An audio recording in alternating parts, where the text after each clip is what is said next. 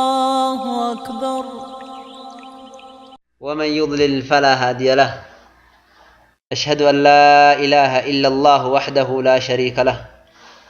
وأشهد أن محمدا عبده ورسوله أرسله بالهدى ودين الحق، دين الرحمة والعدالة، صلى الله عليه وسلم وعلى آله وأصحابه والتابعين لهم بإحسان إلى يوم الدين، وسلم تسليما كثيرا. أما بعد، أيها الإخوة والأخوات، إن خير الحديث كتاب الله، وخير الهدى هدى محمد صلى الله عليه وسلم، وشر الأمور محدثاتها، وكل محدثة بدعة، وكل بدعة ضلالة، وكل ضلالة في النار. يا أبلي وانكية سيدو فياتي قافي ما نجل قبضة سيدنا ما جيت سمافو جراجو تدبي غرر يا أبو خلاص جراجو تدبي سمافو ما لباك إياتا. nama kana gaafii inni qabu keessaa fixee deebisee fi dhiisuu jaran waan inni gaafii qabu guutuu keessaa gaffite ofirraa eegasii akka inni lamuun hin gaafannetti dhiisu azaana godhe sii dhufe khalaas qophaa'i har'a walitti gadi baana insha Allah. gaafii maffeete fidi kama feete yaa ikhwaanii fillah. والله حسين بريدان كتاب ربيتي agartanii gara diinaa nama qajeelchu caalaan qajeellumaallee qajeelluma nabi Muhammad irra jiran isatu karaa gadi dhaabbataadha, gara rabbii kennaa nama geessu, ka gara gartanii milkii duniyaa akhiraa nama geessu. nuti guyyaa keessatti yaa obboleewwan kiyya ashhadu an laa ilaaha illa allahu wa ashhadu anna muhammadan rasuulullaahi jechaa kana yeroo hedduu deddeebifna.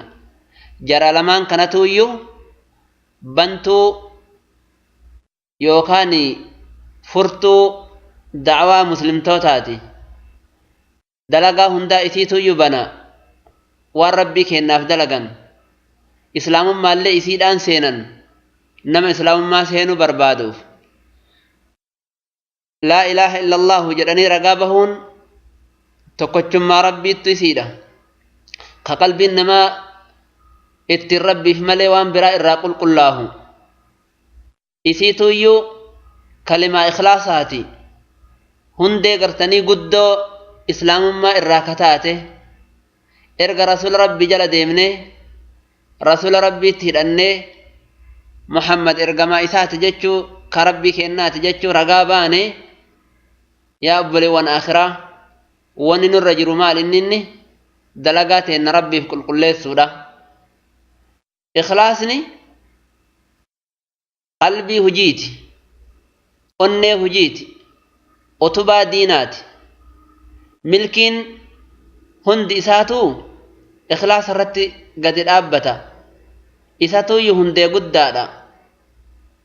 rabbiin kenna guddaan ikhlaasa irratti dhaabe waan hundaahu. ikhlaasa baratuun waan guddaadha, barumsa rabbii kennatti nama geessu. jaalala rabbiituyyuu keessa jira, najaa bahuu qalbiituyyuu keessa jira, raahaa nafseetuyyuu keessa jira, ol fuudhama jiruu duniyaatii fi aakhiraati. jalqabni dalagaa bu'urri dalagaa ikhlaasa. manni utubaa hin qabne yoo ijaaramellee lafa dhaha.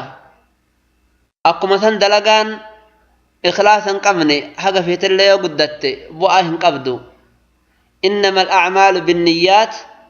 wa innamaa likulli imri'in maa nawaa.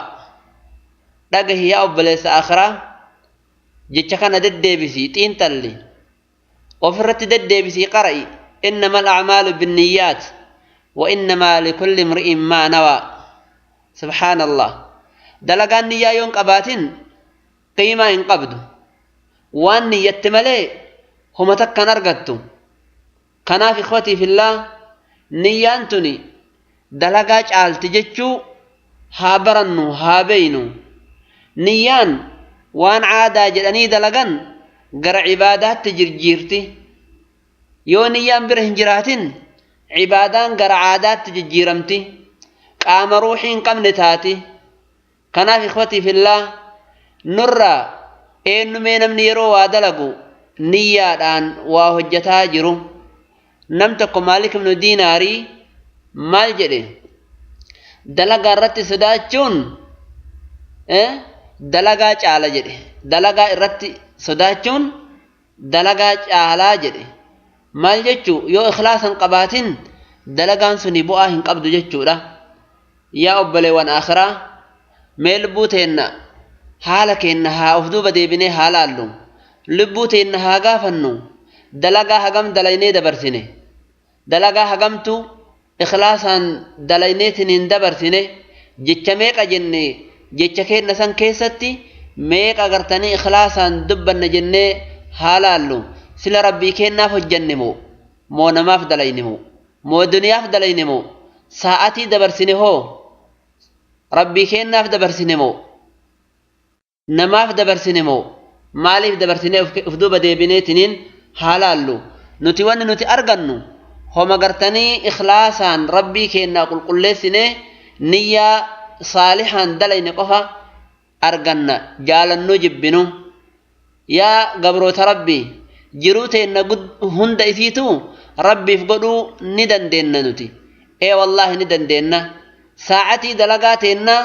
kawaa addunyaa dalagatullee ka cibaadaa dalagatullee hundi isaatu hattaa seequu seeqatullee dalagaa dalagatullee bittaa bitatullee nyaata nyaatuu fi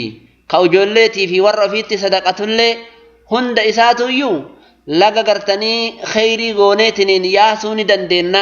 yoo gartanii amal yookaan niyyaan saalihni bira ka jiraattu taate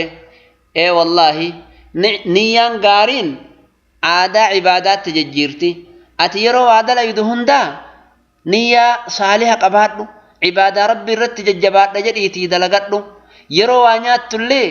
cibaadaa rabbiitiin dalaga jajjabaadhee jedhii nyaadhu yeroo dhuydullee عبادة ربي تين دلقت جديتي رقي بسم الله جدي قل إن صلاتي ونسكي ومحياي ومماتي لله رب العالمين لا شريك له كناف إخوتي في الله واني أنسني دامو وردراني دلقا إثاني قل ليسني يرو رفني في يرو نياتني رقني في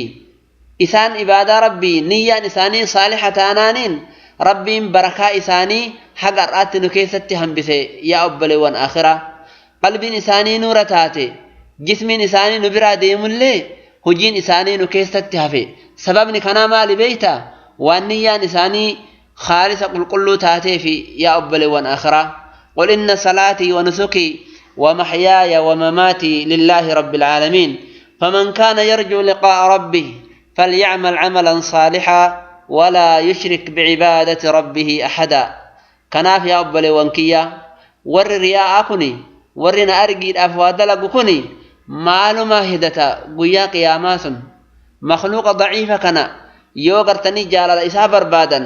ربي كي نقده مال الرا أرجتشو أف يادا يا رب دلقاتنا دلقا إخلاصا نوجد يا رب دلقاتنا دلقا سيجتشا نيني إخلاصا قل لنا أفضلين يا رب نوجد يا رب إخلاصا نوكن يا رب نية صالحة نوكن يا رب رحمتك نوجد يا رب نتي أرارمي يا رب دلقاتنا حمتون دلين اللي قر خيريت نوججيري يا رب يا الله برا دلقا صالحة نية قل كل يو دلقا ربين كينا نماج جيرة همتو سن قر خيريت نماج جيرة والله ربين كينا نماج جيرة قر خيريت نماج جيرة يا رب دلقاتنا نوججيري يا رب دلقاتنا نوججيري يا رب نلي قلبيتنا يا الله يا مقلب القلوب ثبت قلوبنا على دينك يا مصرف الأمور صرف أمورنا على طاعتك يا حي يا قيوم برحمتك نستغيث يا حي يا قيوم برحمتك نستغيث فلا تكلنا إلى أنفسنا طرفة عين وأقل من ذلك يا أرحم الراحمين. وصلى الله وسلم على نبينا محمد وعلى آله وأصحابه أجمعين. والسلام عليكم ورحمة الله وبركاته.